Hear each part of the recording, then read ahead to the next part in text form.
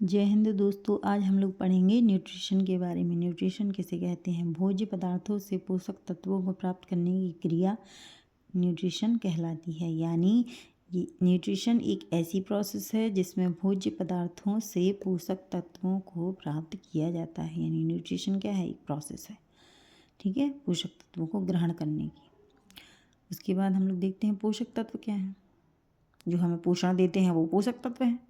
पोषण क्या? ऊर्जा देते हैं, वृद्धि में सहायक होते हैं, मरम्मत करते हैं हमारे लिए और हमारे जीवन के लिए आवश्यक होते हैं। वो क्या है? न्यूट्रिएंट है, पोषक तत्व हैं। जैसे carbohydrate, protein, fat, vitamins, water, minerals, ये सब जरूरी हैं कि नहीं? हम रोज़मर्रा में खाते हैं कि नहीं? कार्बोहाइड्रेट खाते हो आप?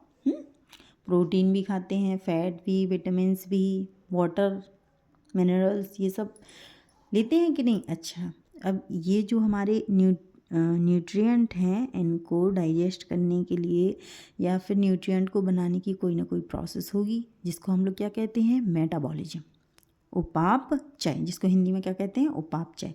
तो मेटाबॉलिज्म क्या होता है? जो बायोमॉलिक्यूल्स हैं, जो जैव अणु हैं, उनके निरंतर बनने और टूटने की जो क्रिया होती है उसको क्या कहते हैं? मेटाबॉलिज्म कहते हैं। जो मेटाबॉलिज्म है वो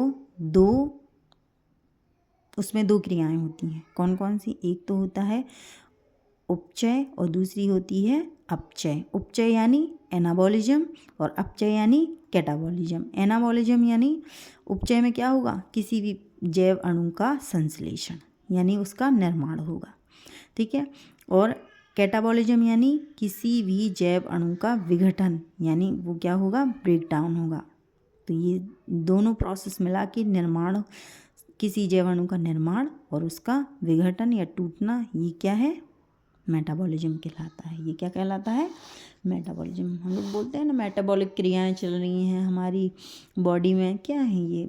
कोई चीज़ बन रही है, संश्लेषण हो रहा है किन्हीं चीज़ों का और किन्हीं चीज़ों का ब्रेक डाउन हो रहा है, ठीक है। तो अब हम लोग आगे बढ़ते हैं तो देखते हैं कि पोषण के अनुसार जीवों के प्रकार। पोषण के अनुसार जो जीव होते हैं वो कितने प्रकार के होते हैं? तो पोषण के अनुसार जो जीव हैं वो दो प्रकार के होते हैं, स्वापोषी और परपोषी, ठीक है। स्वापोषी यानी ऑटोट्रॉपिक और परपोषी, ठीक है, हेटेरोट्रॉपिक। जो स्वापोषी होते हैं वे क्या करते हैं? अकार्बनिक पदार्थों से कार्बनिक पदार्थों का स्वयं संश्लेषण करते हैं। यानी ये जो इनऑर्गेनिक मटेरियल होते हैं उनसे ऑर्गेनिक मटेरियल बनाते हैं, वो भी स्वयं, ठीक है। और जो परपोषी होते हैं वो क्या करते हैं? ये पादप या पादप भक्षी, मतलब सीधी सी बात है कि ये स्वपोषियों को खाते हैं, ठीक है। ये डिपेंडेंट होते हैं किस पे? स्वपोषी पर।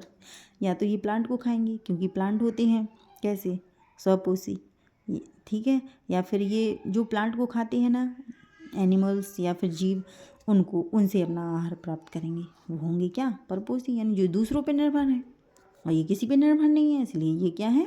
स्वपोषी हैं। अब जो स्वपोषी है वो फिर से दो प्रकार के होते हैं। कौन कौन से? ठीक है, हम लोग देखते हैं। रसायन संश्लेषी या रसायन संश्लेषक और प्रकाश संश्लेषक।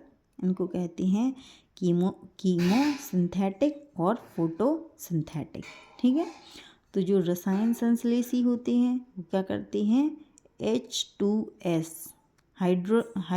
हाइड्रोसल्फाइड और कार्बन डाइऑक्साइड से पोषक पदार्थों का संश्लेषण करेंगे, ठीक है। ये क्या करते हैं कि H2S और CO2 से अपने पोषक पदार्थों का निर्माण करेंगे। इनमें अनोक्सी श्वसन होता है।